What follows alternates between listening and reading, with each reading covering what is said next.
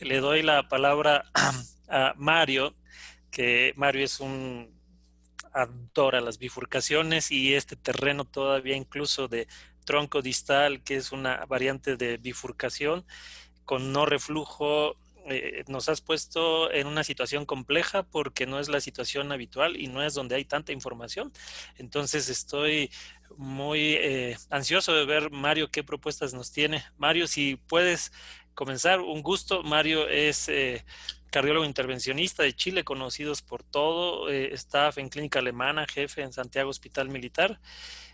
Mario, adelante, este es tu elemento. Muy bien, bueno, muchas gracias, Yigal, por la presentación. Gracias a Producar y a todas las ramas de Solasi por darme la oportunidad de discutir con ustedes algunos pensamientos sobre este subtipo de lesión que tanto nos apasiona, que es la lesión de bifurcación.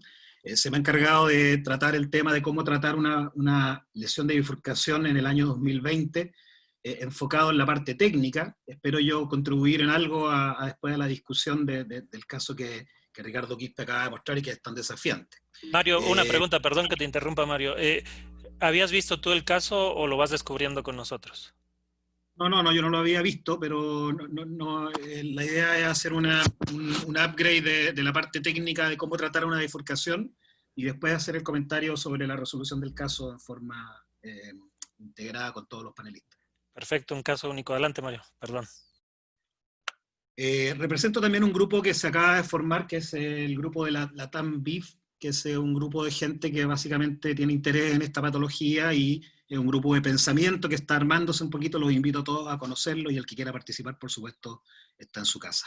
Bueno, entrando en el tema del tratamiento de las bifurcaciones, quiero tocar algunos puntos técnicos y básicamente me quiero enfocar en saber cuándo tratar una bifurcación, y esto es un tema relevante hoy en día. Eso se supone que en base a la importancia de la rama lateral, caracterizar una bifurcación desde el punto de vista anatomofuncional, disponer de técnicas, por supuesto, para cada subtipo de lesión y un toolbox en tu laboratorio de hemodinamia adecuado. La evaluación de una bifurcación, por supuesto, parte con la angiografía, que nos da la mayor cantidad de información posible, en este caso una lesión de bifurcación descendente anterior media con la arteria diagonal única, donde se ve que tiene una lesión larga. Uno puede medir el largo de la lesión, los diámetros de referencia del vaso principal, tanto en su segmento proximal como distal, el largo de la lesión en la rama, el largo de la rama, que nos da un poquito su importancia, etcétera, y con esto caracterizar muy bien la anatomía de la bifurcación y la distribución de la placa, que tan brillantemente el doctor Medina clasificó en esta universal y muy conocida forma, y que nos induce un poco a ver qué terapéutica puedo utilizar en relación a la bifurcación que estoy teniendo enfrente.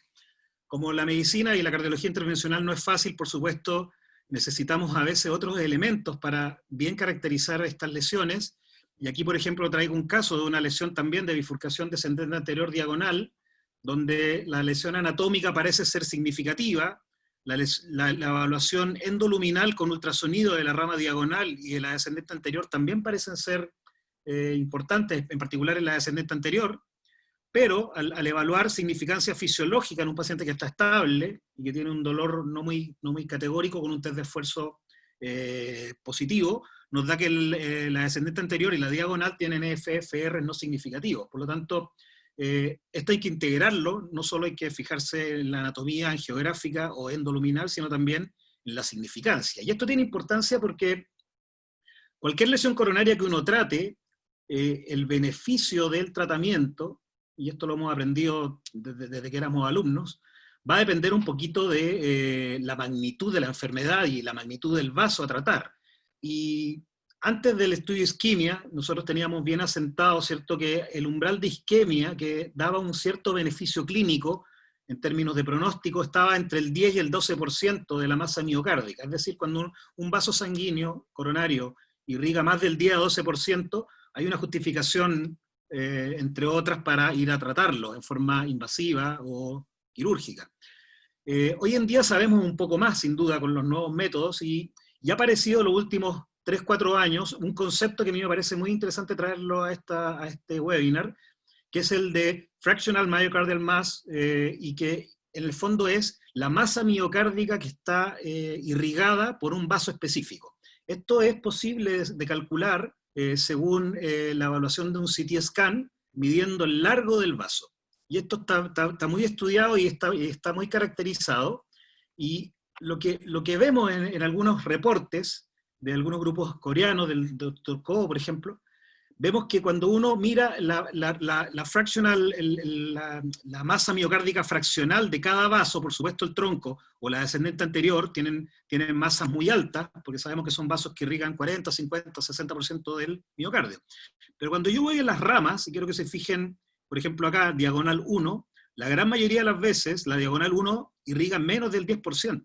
Lo mismo la diagonal 2, que es menos significativa aún. Cuando voy a las ramas marginales, probablemente la marginal 2 tiene un poquito más de significancia, esto en global, y por supuesto cada paciente es distinto, y hemos visto ramas marginales que irrigan 25-30%, pero en la generalidad es que las ramas no tronco, que es lo que yo me quiero enfocar en este momento, tienen una masa fraccional miocárdica de irrigación en general bajo 10%.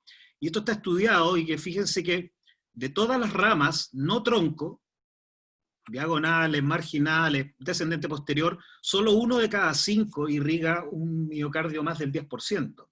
Por lo tanto, tenemos que tener esto en cuenta para seleccionar bien qué tratamiento vamos a hacer. Y lo otro es que, desde el punto de vista clínico, las ramas siempre tienen menos repercusión clínica que el vaso principal, y este es un estudio del mismo Dr. Ko, en la cual ustedes pueden ver que la respuesta a 1 minuto de oclusión de un balón en la descendente anterior y en la diagonal tiene mucho más repercusión en términos de elevación del ST o algunas características proarrítmicas o dolor que ir a ocluir una diagonal. Por supuesto que la repercusión clínica de una descendente anterior es distinta. Por lo tanto, antes de planificar mi estrategia técnica de cómo tratar una bifurcación como la que nos mostró Ricardo Quispe, tengo que primero ver el verdadero beneficio del tratamiento. En el caso de Ricardo no hay dudas, pero en el caso estable uno tiene que poner esto en la balanza, porque la mayoría de las veces, en las bifurcaciones no tronco, no es tan necesario ser tan agresivos con la rama, y solo debemos protegerla para no perderla y no producir un infarto periprocedimiento. Dicho esto, y pasando un poquito a la parte técnica, hoy en día está bien avanzado ya en la temática de las bifurcaciones coronarias, y no hay muchas sorpresas. Yo les quiero contar un poquito qué es lo que yo estoy haciendo, y que está un poquito avalado por alguna experiencia ya publicada. Primero que nada, yo en lo personal, la gran mayoría de las bifurcaciones complejas incluso las trato por vía radial, con catéteres guías que me den un buen soporte para cada anatomía de cada paciente. Siempre ocupo 2 guías, independiente de que no voy a ocupar la guía para tratar algo en la rama lateral, siempre ocupo 2 guías porque quiero terminar mi caso con la misma cantidad de ramas laterales con las cuales inicié. Incluso ramas pequeñas a veces pueden producir aumentos de la troponina importantes. Hay que preparar óptimamente una placa, en particular en el vaso principal, y no tener, miedo de ocupar rotablator o otros métodos de debulking si es necesario, porque mi stent en una bifurcación tiene que quedar muy bien. Hoy en día está claro que hay un uso universal de stent medicados o farmacoactivos, y el uso de las imágenes coronarias en mi práctica es casi también cercano al 90% cuando trato una bifurcación. En general esto se ha estudiado que a mayor complejidad de la bifurcación hay un mayor beneficio, así que si usted tiene esto en su laboratorio y puede ocuparlo, ocúpelo, da una información muy relevante. El grupo del European Bifurcation Club trabaja en forma continua en el desarrollo y el pensamiento de cómo tratar bifurcaciones, y el año pasado propuso una clasificación MATS, que ya es bien antigua, modificada de todas las técnicas que yo puedo ocupar en el tratamiento de una bifurcación, teniendo la A del MATS como el que más se ocupa, que es la técnica de stent provisional, y el Side Branch First, que sería la técnica, por ejemplo, para hacer un decacratch. Ellos, en una forma muy didáctica, incluso ahora, le dan una relevancia muy importante al ballooning después de instalar el stent primario, es decir, las técnicas de optimización del stent, que son parte fundamental del tratamiento. También se refieren a las estrategias invertidas, no voy a tener mucho en esto. Ahora, ¿cómo seleccionar una estrategia de tratamiento de una bifurcación? Yo creo que esto también está ya bien consolidado. En bifurcaciones simples, con poca estenosis o ramas chicas, la estrategia stent provisional es la que domina. En bifurcaciones verdaderas, complejas, tengo 2 alternativas: ocupar la estrategia de stent provisional o ocupar de entrada una técnica de doble stent. Para definir cuánto una bifurcación es compleja o no, tenemos hoy en día criterios desde el 2014 gracias al estudio Definition de los grupos chinos del Dr. Chen, donde dicen que en no tronco una bifurcación es compleja cuando tiene un side branch, más del 90% estenosis, con una lesión de más de 10 milímetros, y además tiene dos características extras menores, como puede ser calcificación, trombo, ángulos o muy pequeños o muy grandes, vasos, lesiones largas o vasos muy pequeños en el vaso principal, etc. Con esto yo puedo clasificar una bifurcación en compleja, y esto puede que tenga que ver con la estrategia que voy a ocupar inicialmente. La filosofía del stent provisional es interesante, porque esto no es una técnica, es una filosofía. Se puede ocupar prácticamente en todas las bifurcaciones, y yo siempre le digo a los fellows que no es sinónimo de un stent. De hecho, 15% más o menos de los pacientes tratados con esta estrategia pueden terminar con un segundo stent. Pero tiene la gracia que respeta la anatomía y la funcionalidad de la bifurcación, no deforma tus endoprótesis y evita las múltiples capas de metal que tienen otras técnicas. Los pasos son conocidos por todos. Después de instalar tu stent, predilatar, ¿cierto? Instalar tu stent en la rama principal, realizas el POT como paso fundamental, y posteriormente, si es que es necesario solamente, hacer un rewiring de la rama lateral por el strand más distal, y ahí hacer un kissing balloon o un side pot, y repetir el pot si es que entras en esta dinámica de abrir los strats. Es la forma más fácil de tratar una bifurcación, y me quiero detener en esto porque es lo que usted va a hacer en el 90-95% de las veces. La predilatación de la rama lateral en esta técnica no se recomienda de rutina, pero en casos en que usted piensa que puede ser útil porque la rama es muy difícil, de difícil acceso, o lo más probable es que termine con un stent, es una rama muy compleja, puedo predilatar, por supuesto, y estoy bien agradecido.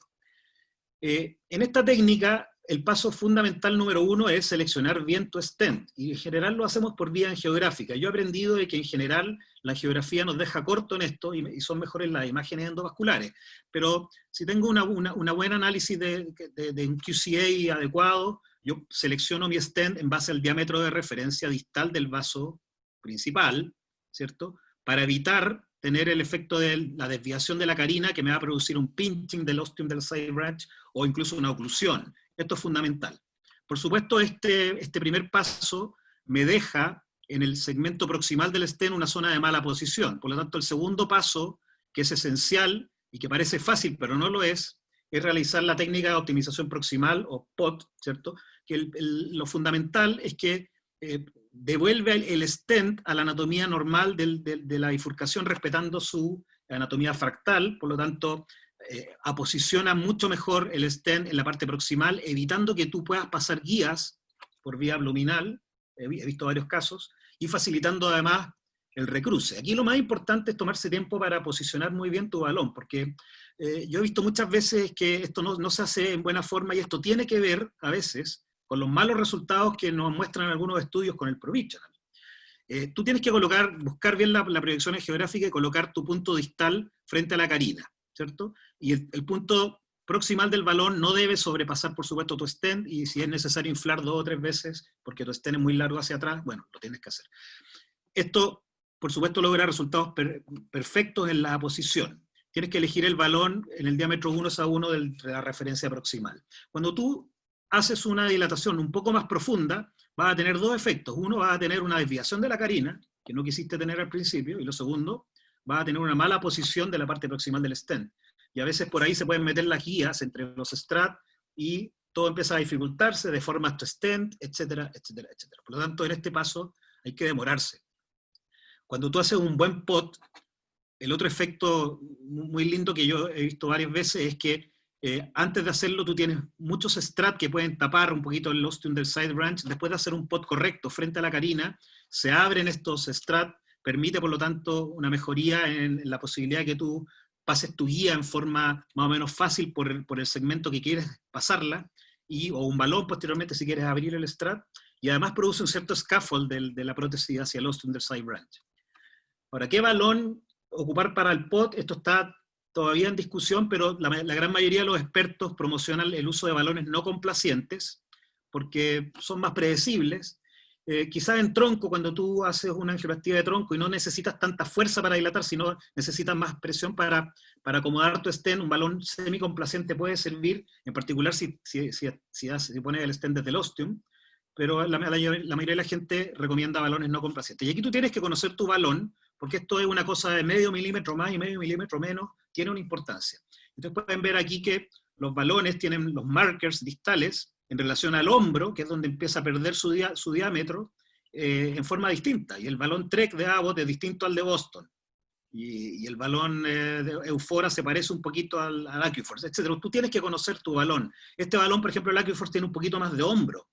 Por lo tanto, te va a parecer que está un poquito distal. Tienes que conocer tu balón y saber ocuparlo bien. Y lo otro que tienes que conocer bien para hacer el pot es tu stent, porque tú tienes que conocer la máxima capacidad de expansión de tu stent, y no todas las plataformas son iguales. Por lo tanto, yo invito a ustedes a investigar bien cuáles son los materiales que van a ocupar. Hoy en día todos los stents de segunda o tercera generación son muy buenos para tratar una bifurcación, pero hay algunos que tienen capacidades máximas de expansión hasta 5.3, otros hasta 5.9, hay otras plataformas grandes que tienen hasta 6, y ahí tú tienes que entonces que elegir la que mejor te adapte a tu caso. Puesto el stent, es importante el efecto de la guía enjaulada o jail wire. Esto es una cosa que siempre se pregunta, ¿cuándo sacarla? Si es peligroso. Es un elemento fundamental que hay que dejarlo ahí hasta que el caso ya esté bastante avanzado, es decir, después del POT, porque esto permite, en algunos casos, salvar una side branch que se ocluye después del implante del stent, ocupando un microcatéter o un balón de muy bajo perfil, por vía abluminal, tú puedes rescatar esa rama que se ocluyó. Esto yo lo he hecho un par de veces y realmente funciona. Así que el jail wire te modifica bien el ángulo, te permite saber dónde está tu rama, y más encima te permite rescatarla si es que si es que se ocluye. Así que, por favor, no la saquen de ahí hasta tener ya bastante avanzado el caso. Después del POT, tú tienes la posibilidad de terminar ahí o pasar, ¿cierto?, a las técnicas de dilatación de la rama lateral, ya sea a través de un kissing o un pot side pot. El kissing de rutina no está recomendado en esta estrategia de rutina, pero sí en algunos casos hay que hacerlo. ¿Cuándo? Cuando hay un flujo menor de TIMI3 en el side branch, o cuando tú tienes una estenosis funcionalmente significativa. Esto es raro de ver porque poca gente tiene una guía FFR en la rama, pero hay otras condiciones en que yo sí lo hago. Si tú tienes una estenosis severa en la side branch, y particularmente si esta es una rama que tiene un alta representatividad en la irrigación del miocardio, para mi gusto tiene indicación de kissing. También facilita el acceso para procedimientos futuros, si es que esta rama es larga y tiene lesiones intermedias y tú quieres después pasar rápido si es que el paciente tiene algún evento, bueno, te va a servir. Y por último, una cosa nueva, cuando tú tienes strats que están cubriendo el ostium del side branch, me parece que hay que hacerlo. ¿Por qué un kissing balloon? Porque mejora la expansión del stem proximal, mejora los resultados del ostium del side branch y además centraliza la carina. Nuevamente volvemos al punto de respetar la anatomía de la bifurcación. El problema es que como tú inflas dos balones, produce una deformación elíptica del stem proximal o cuello de botella. Para hacer un kissing, que también parece muy fácil y lo puedes hacer en un minuto, hay que tomarse el tiempo y hay que saber bien qué es lo que uno hace, y el punto principal es el recruce de la guía, porque si tú cruzas la guía en el punto correcto, que habitualmente es el strat más distal, tú vas a tener un correcto scaffold para después dilatar con tus balones. En cambio, si tú haces un kissing cruzando por el segmento proximal, vas a deformar el strat en relación al ostium, y esto tiene que ver con eventos. Ocupa balones no complacientes porque esto diseca menos la rama lateral, y esto es importante. Tómate el tiempo para realizar un buen kissing, porque habitualmente tú inflamos 10 segundos y nos vamos. Eso es un error. En general lo que se recomienda es mínimo 30 segundos. Es difícil que un paciente tolere 30 segundos sin angina o elevación del ST, así que tú puedes hacer por último 3 inflaciones. A mayor inflación, mejor área cross-sectional y menos recoil del stent. Lo otro que es importante es saber qué inflar primero y qué inflar después. Y está estudiado esto en Bench, que lo mejor es inflar primero el side branch, y es más, inflarlo 3 veces, y después hacer el kissing simultáneo. Esto logra muchos mejores resultados en el side branch. Esto también puede explicar diferencias en algunos trials entre Provisional contra Deca Cratch. Deca Cratch es enfático en ir a dilatar la rama lateral en forma muy agresiva. En cambio, en Provisional somos un poquito temerosos. Si quieren hacer un kissing o un side pot side, por favor dilaten la rama lateral 3 veces, tómense su tiempo, y el kissing háganlo largo para optimizar el resultado. Cuando hacen kissing van a tener este efecto del bottleneck, de la deformación de la parte más cercana a la confluencia, y esto se puede evitar con la nueva recomendación que es hacer un mini kissing balloon, aquí en el de la derecha, donde el balón que yo selecciono es un balón corto, no complaciente, apenas asomado a la zona de la confluencia. Con eso tu zona se deforma menos, tu zona de la confluencia. Pero la mayoría de las veces está recomendado hacer un repot después de un kissing, y el repot, que habitualmente lo hacíamos igual al pot inicial, como está graficado acá en esta imagen de acá, esto es un error, esto disminuye el tamaño del ostium y la cantidad y la mala posición del strat en el ostium de la rama lateral. Por lo tanto, este segundo pot hay que hacerlo más proximal, y el punto hay que colocarlo un poquito más abajo de la zona de confluencia, para que no te deforme el trabajo que ya hiciste. En relación a la técnica complementaria, el pot side pot, hay algunos reportes que dicen que puede funcionar. El problema es que te deforma el stent en la zona de la confluencia. Esta es una foto que mandó Carlos Uribe ayer, que ustedes pueden ver después del pot, mire cómo se ve deformado. Hoy día yo hice un caso que me pasó exactamente lo mismo, pot side pot, y me queda ahí una hendidura que tuve que después corregir con una redilatación del stent. Me parece que esto es un paso que si usted quiere ocupar pot side pot tiene que hacerlo. Por último, cuando los strat cubren la rama lateral, me parece que es importante dilatar. Esto se asocia a trombosis. En el Excel, los pocos pacientes que trombosaron eran pacientes que tenían strats cruzando el ostium del side branch. Así que yo cuando tengo estas conformaciones en la evaluación con OCT 3D, yo en general abro los strats. Nunca dejo una bifurcación así. Si así queda después del pot, perfecto. Bien, pues la estrategia stent provisional termina ahí o sigue con el implante de un segundo stent si el resultado de la rama lateral no es favorable. Puedo ocupar stent enhancement para esto. Y la técnica de TAP o de T es lo que más se ocupa, ¿cierto? Que después de hacer lo provisional y teniendo un balón en el ramo principal, coloco mi stent en la rama lateral, inflo bien la rama lateral de nuevo 2 veces y después termino con mi kissing y mi pot. Mi pot tiene que ser acá bastante más proximal, porque yo tengo una neocarina de metal, y si esta neocarina de metal le hago un pot, la voy a deformar. Lo ideal sería que quedara lo menos protruido, ojalá en forma de T. Ahora, 2 stent como estrategia inicial, con esto voy a empezar a ya dar los mensajes finales.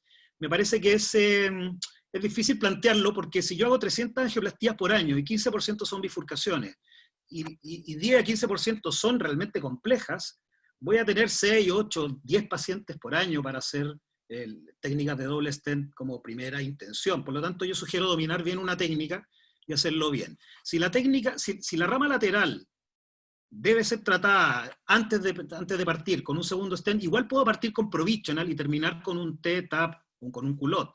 Si la rama lateral, por otro lado, me parece que es imposible tratarla con esta técnica, yo puedo partir, por supuesto, tratándola primero con una técnica inicial de doble stent, y hoy en día se reconoce al DECA-CRATCH como la técnica de elección, terminando siempre con un kissing final.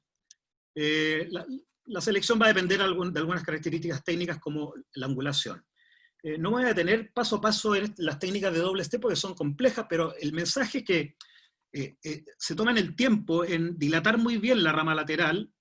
Por ejemplo, en el culot tú necesitas hacer 3 POT, 2 dilataciones de rama lateral, es decir, para que el resultado sea perfecto tú tienes que seguir los pasos en forma bastante metódica para quedar con esto. Esto es un típico culot con doble malla, ¿cierto?, en la parte de la confluencia. Hoy en día se prescribe mejor un mini culot, donde esta parte de doble malla sea lo menos larga posible. Y el DECA-CRATCH, que es el que está también tan de moda, ¿cierto?, también son 2 POT, 1 o 2 CRATCH, varios recruces de guía, sacando las guías, etc. Son procedimientos muy complejos que para que queden perfectos, como nos mostró el estudio de DECA-CRATCH 5 a manos de los chinos y el doctor Chen, tiene que ser practicado así. El problema del DECA-CRATCH es que me deja esta zona, ¿cierto?, de 3 capas de stent cerca de la confluencia.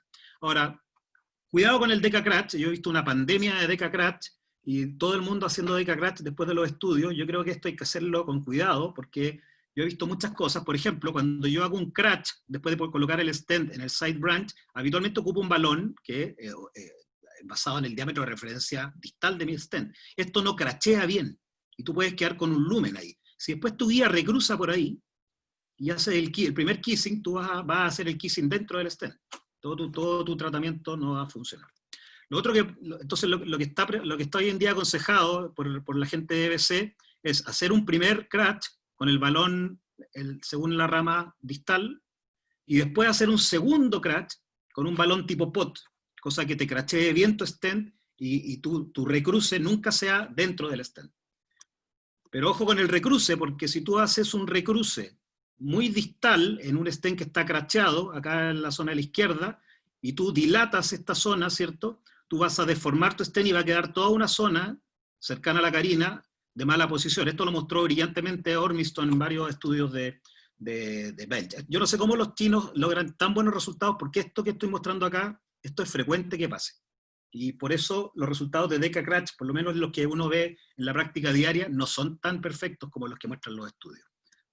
Factores indispensables para la técnica de 2 stent es siempre inflar a alta presión una rama lateral. Y ojalá 2, 3, 4 veces. Usar siempre balones no complacientes de forma bien agresiva. Evitar los excesos de metal, como les dije, y acá las imágenes, para mi gusto, son mandatorias, son muy recomendables, yo ocupo en el 100% de los casos. Los stent bifurcados, en general hoy en día hay un consenso en que no han logrado reemplazar estas técnicas con stent tradicionales, por lo tanto hoy en día no habría ninguna indicación para elegir un stent bifurcado de entrada, y los balones medicados que se están ocupando en bifurcaciones, en general se ocupan combinando un drug-eluting stent en la rama principal y un drug-eluting balloon en la sidebrand. Y esto ha tenido buenos resultados, pero no hay más de 300, 400 pacientes reclutados en estudios, con muy pocos estudios randomizados. Salió un metaanálisis reciente que algo favorece el uso de un drug-eluting balloon versus un balón convencional, pero por supuesto esto no está terminado. Hay estrategias de tratar bifurcaciones, incluso troncos, solo con balones medicados, y que han mostrado buenos resultados. Yo creo que es una alternativa a pensar si es que tú quieres simplificar una técnica en un paciente que requiera menos tiempo de doble antiagregación, porque tiene un muy alto riesgo de sangrado. Así que, y perdonando que me haya pasado un poquito de tiempo, mis conclusiones son de que para tratar una bifurcación hay que entender la anatomía, la fisiología y también el rol pronóstico del tratamiento que hacemos, pensar si la bifurcación realmente vale la pena, hacer una técnica compleja si es que la rama no es tan compleja quizás. La gran mayoría de las veces, la estrategia de stent provisional será la indicada, en mi práctica sobre el 95% de las veces, y esto no significa que trate con un stent, sino que 15% de las veces tú puedes hacer crossover a una técnica de doble stent, y si requiere 2 stent, domine bien, ojalá una técnica, ocupe materiales adecuados, ocupe imágenes intracoronarias, esto es obligatorio para mi gusto, para asegurar un óptimo resultado. Como dijo Colombo en el Summit de Brasil, más que la técnica de doble stent a elegir, lo importante es el resultado final. Y usted tiene que estar seguro mirando la arteria por dentro. Vuelvo a invitarlos a este concepto de LATAM BIF y gracias por la atención.